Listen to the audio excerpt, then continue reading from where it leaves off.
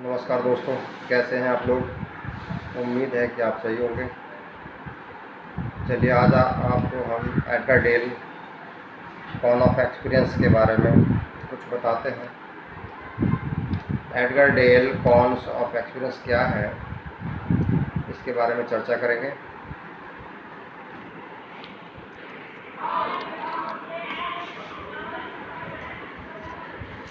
Edgar Dale cone of experience, जैसे कि आप इस चित्र में देख रहे हैं, अच्छे से आप एक बार देख लीजिए इसको, फिर हम शुरू करते हैं। Edgar Dale's cone of experience, इसमें आप देख रहे हैं कि ये करीब करीब 10 पार्ट में बटा हुआ है। कहीं कहीं एडगर डेल के कॉन में 11 डिवाइड होते हैं, डिविजन्स होते हैं। सबसे ऊपर है इसमें read, here, view image, watch video, attend exhibits and sites, watch demonstrations, participates in hand on workshop, design, collaborates lessons, simulate, model और experience elation, design, perform a presentation, do the real thing. आप इसको ऐसे समझ सकते हैं कि बच्चा किस प्रकार से ज़्यादा सीख सकता है। सीखने के लिए हमारे पास सहायक सामग्री, शिक्षण सामग्री क्या होने चाहिए। सीखने का कौन है ये एडगर डेल ने दिया था।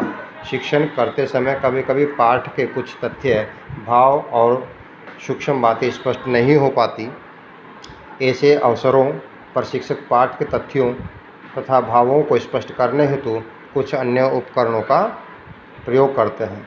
ये उपकरण शिक्षा में सरलता एवं सुगमता ला देते हैं। बालक इनकी सहायता से पाठ के तथ्यों को सहजता से ग्रहण कर लेते हैं। इन उपकरणों में क्या होते हैं? Chalk, flashboard, chart, map, cinema projector overhead projector यानी OHP आदि कुछ ऐसे साधन हैं जो सीखने की प्रक्रिया में हमारी संवेदनात्मक इंद्रियों का प्रयोग में मदद करते हैं। बच्चे अनुभव से सीखते हैं। बच्चे को सीखने में जितनी भी इंद्रियों का हम प्रयोग करेंगे, जैसे आप जानते हैं सेंस कितनी होती हैं। हमारा ईयर है, नोज है, स्किन है और ये हमारे क्या हैं? सेंस हैं, यानी कि आँख, नाक, मुंह, कान और स्किन, 5 प्रकार की इंद्रियां हैं और कर्म इंद्रियां हैं। तो इस तरह से हम सीखने में जितने भी इंद्रियों का प्रयोग करेंगे वह उतना ही गहरा अनुभव हो जाएगा, यानी उतनी गहनता से हम उसको सीख पाएंगे। तो जैसा कि आप जानते हैं ऊपर लिखा हुआ है रीड, यानी सिर्फ पढ़ेंगे तो आप कितना सीख पाएंगे? मात्र 10%। 10% ऑफ व्हाट दे रीड, यानी कि आप मात्र पढ़ने से, यदि आपके पास में और कोई साधन नहीं है और खुद रीडिंग करते हैं तो आप समझ लीजिए कि आप मात्र इन फ्यूचर तक उसको 10% ही याद रख पाएंगे। यदि कोई चीज़ आपने पढ़ी भी है और वो सुनी भी है, यानी कि रीड एंड हियर दोनों होती हैं, तो वह आपके इन फ्यूचर 20% तक याद रह पाएगी। यानी कि आपकी कितने सेंस का प्रयोग हुआ? कान का और बोलने का। यानी कि आपने खुद पढ़ा भी है, चिंतन भी किया है और उसको सुना भी है, तो क्या होता है? 20% आप याद रख पाएंगे। आपके जो मेमोरी में 20% तक ही वह रुक पाएगी, क्योंकि आपकी कम इंद्रियों का इसमें क्या किया है? आपने यूज किया है। अगला क्या है इसमें? View image. व्यू इमेज क्या है? और वॉच वीडियो। यदि आप कोई चीज़ पढ़ते भी हैं, सुनते भी हैं और उसकी कोई व्यूज दिखा दें, आपको चित्र दिखा दें, जैसे आपने किताब पढ़ते वक्त आपका टीचर पढ़ा रहा है और उस किताब के अंदर आपके इमेज भी हों, तो आप और भी सीख पाते हैं। और यदि वही चीज़ वीडियो के माध्यम से सीखी जाए तो वीडियो के माध्यम से आप कितना % सीख पाते हैं? 30%। कुल मिलाकर के आपने क्या सीखा अब तक? मात्र, यदि आप रीडिंग भी करते हैं, सुनते भी हैं और वीडियो भी देखते हैं, तो तीनों माध्यम से आप मात्र 30% सीख पाएँ। यदि हम इन सारी चीज़ों का एक साथ ले आएँ, अटेंड एग्जिबिट्स एंड साइट, यानी खुद जा कर के देखें उनको, जो चीज़ हम किताबों में पढ़ते हैं, सुनते हैं, देखते हैं, और यदि उनको प्रत्यक्ष रूप से देख भी लें तो वह आपका कितना हो जाता है 50%। What they see and hear, यानी प्रत्यक्षीकरण भी हो गया, आपने देखा भी और सुना भी। इसका मतलब क्या, आप अपने मेमोरी में उसको 50% ला सकते हैं। लेकिन अभी और भी सीखने की क्रिया बढ़ सकती हैं आपकी। क्या कर सकते हैं एंटरडेल में आप, एक्सपीरियंस कौन में आप क्या कर सकते हैं कि यदि आप उसी चीज़ को डेमोस्ट्रेशन के माध्यम से सीखें, यानी कोई चीज़ आपकी है, जैसे कि आपने कोई चीज़ देखनी होती है, जैसे आगरा है, आगरा देखना चाहते हैं आप, तो आगरा आपने क्या क्या पढ़ लिया उसके बारे में, आपने सुन लिया उसके बारे में, उसकी इमेज भी देख ली, उसकी वीडियो भी देख ली, और आपने जाके भी देख लिया। लेकिन यही चीज़ें अगर आपको डेमोस्ट्रेशन के माध्यम से समझाई जाए, बाकायदा आपके उसके पास आपका मॉडल हो, तो आप समझ लीजिए आपने उसमें हस्त कौशल का भी इन्वॉल्व कर दिया, यानी कि आपने उसको छू के भी देख लिया। तो कहने का मतलब ये है कि आप उसका कितना परसेंट देख रहे हैं, 70% आप याद रख पाएंगे, यानी प्रैक्टिकली वर्क में भी आपके वो आ गया, डेमोस्ट्रेशन डेमो करके दिखाया आपको। फिर आता है इसमें आगे participate of hand of workshop, यानी कि आप उसमें और इन्वॉल्व हो गए, ठीक है, आपने उसको खुद करा है और उसमें पार्टिसिपेट किया है, काम करने में आपकी इन्वॉल्वेशन बढ़ गई है। तो आपने क्या किया, आपका और सीखने की शक्ति बढ़ गई है, तो आप 70% आप सीख पा रहे हैं। यदि आप और इससे आगे जाते हैं सीखने में, और इंद्रियों का ज़्यादा प्रयोग करते हैं, यानी कि मस्तिष्कीय एंड हस्तीय दोनों प्रकार की इंद्रियों का प्रयोग करते हैं, कर्म इंद्रियों का और ज्ञान इंद्रियों का प्रयोग करते हैं, तो आप और ज़्यादा सीख पाते हैं। यानी सिमुलेटेड, एक तरह से कोई चीज़ आपके सामने हो बनी बनाई, यदि आपको कोई देख नहीं पाते, और मॉडल भी है उसका, और आप एक्सपीरियंस ए लेसन, यदि आप उसको खुद करते हैं अपने व्यवहार से और खुद उसका मॉडल भी है, यानी प्रैक्टिकली अब होते जा रहा है आपका ये, तो एक्सपीरियंस आपका क्या हो जाएगा, और बढ़ जाएगा। और लास्ट में सबसे निचले अधोतल पे डिजाइन परफॉर्म ए क्या है presentation do the real thing, यानी कोई चीज़ खुद करके अगर देखें तो आप समझ लीजिए कि जो ज्ञान आपको देने का उद्देश्य था कि आपके पास वो ज्ञान जो मैं चाहता हूँ पहुँच जाए, तो उसका 90% आप अपने इन फ्यूचर याद रख पाएंगे, क्योंकि आपकी इसमें मैक्सिमम इंद्रियों का प्रयोग हुआ है। यानी आपने देखा भी है, सुना भी है, उसे करके देखा भी है, और ख़ुद प्रैक्टिकली यानी संश्लेषण विश्लेषण उसमें किया आपने।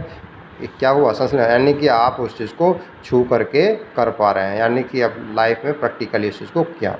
तो ऐसे इसमें मैंने दिखाया कि ये सीखने का ऊपर को जैसे जाते हैं, आप ऊपर की तरफ को जाते हैं, तो आप क्या करते हैं,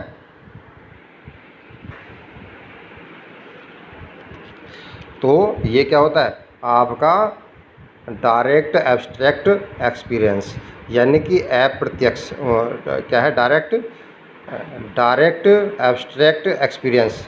इसका मतलब क्या हुआ कि आप अप्रत्यक्ष और अमूर्त अनुभव करते हैं, यानी कि आपका ऊपर को बढ़ेंगे तो आपका क्या है अनुभव घटेगा, यानी कि इसमें आपका ज़्यादा अनुभव होगा, इससे कम इसमें, इससे कम इसमें, इससे कम इसमें, इससे कम इसमें, इससे कम इसमें, और सबसे कम मात्र रीडिंग करने से।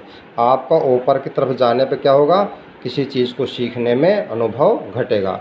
और जैसे आप नीचे को लुटकाएंगे, पढ़ने के साथ सुनेंगे भी, सुनने के साथ इमेज भी और वीडियो भी देखेंगे, और एग्जिबिट्स जा कर के देखेंगे भी, यानी कि आप भ्रमण भी कर पाएंगे और उसका डेमोस्ट्रेशन भी देख पाएंगे, और उसमें इन्वॉल्व हैंडवर्क भी करेंगे, और डिजाइन और कॉल्युएशन लेसन्स की व्याख्या भी करेंगे, इन खुद बोल के भी, और सिमुलेट मॉडल्स और एक्सपीरियंस लेसन्स खुद अनुकरण करेंगे, उस रोल को प्ले करेंगे। और सबसे लास्ट में है डिजाइन परफॉर्म और presentation do the real thing. इधर को आने पे क्या होता है आपका अनुभव बढ़ता है, यानी कि आपकी इंद्रियां इन्वॉल्व ज़्यादा होने लगती हैं, लगभग सारी सेंसेस का प्रयोग होने लगता है, हाँ कर्मेंद्रियों का भी और इंद्रियों का भी, ठीक है।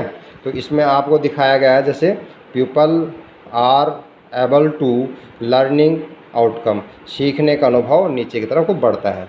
सबसे पहले आपके दो जो हैं इसमें वर्ग हैं आपके रीड और हियर में क्या करते हैं, डिफाइन, लिस्ट, डिस्क्राइब, एक्सप्लेन। यदि सिर्फ एक्सप्लेशन से ही आप सीखते हैं तो आप बहुत कम सीखते हैं। यदि उनके साथ और क्या करते हैं आप, डेमोस्ट्रेट, अप्लाई, प्रैक्टिस, यानी कोई डेमो करके दिखा दें तो बच्चा उसको और ज़्यादा सीख पाएगा, उसको ज़्यादा समय तक याद रख पाएगा। इसके अतिरिक्त और यदि एनालाइज, डिफाइन, क्रिएट, इवेल्यूट, यानी बच्चा खुद करके सीखे, उसको कुछ चीज़ उसको बनाना सीख ले, करना सीख ले, तो उसको और क्या करेगा, और ज़्यादा सीख जाएगा। तो इधर से आते वक्त क्या, प्रत्यक्ष मूर्त, यानी कि अमूर्त से मूर्त की तरफ चल रहे हैं, दिमाग में आपकी गहरी छाप बनती जा रही है। मैंने लिखा है प्रत्यक्ष मूर्त की तरफ, यानी कि डायरेक्ट एब्स्ट्रैक्ट एक्सपीरियंस। तो ये दो फेज में मैंने वैसे भी बांटा है इसको, यहाँ से यानी कि ये वाला वर्ग और ये वाला वर्ग, इन दोनों को हम रखते हैं पैसिव में, यानी कि इसमें बच्चा क्या होता है, खुद इन्वॉल्व नहीं होता, बल्कि सुन के और देख के और डेमोस्ट्रेशन से सीखता है। इसमें बच्चा खुद भी इन्वॉल्व हो जाता है, यानी खुद करके सीखता है। तो ये एक्टिव फेज है, ये पैसिव फेज है। तो इस तरीके से आप जो जैसे people generally remember learning activities, इसका मतलब ज़्यादातर बच्चे कौन कौन सी एक्टिविटीज़ से ज़्यादा उस चीज़ को याद रख पाएंगे। तो ये हमारे टीचिंग ऐड के माध्यम से बच्चों को ज़्यादा सिखाना चाहिए। और ये एडगर डेल कौन है, एक्सपीरियंस का कौन है, जिससे बच्चा ज़्यादा अधिगम कर पाता है। ठीक है, इसकी कुछ खास बातें और हैं, जैसे एडगर डेल के शंकु प्रतिमान की उपयोगिता क्या है। ठीक है, तो उपयोगिता है इसमें विभिन्न प्रकार के शिक्षण सामग्रियों को शामिल किया गया है, जिनकी अधिगम अनुभव की दृष्टि से व्याख्या की जा सकती है।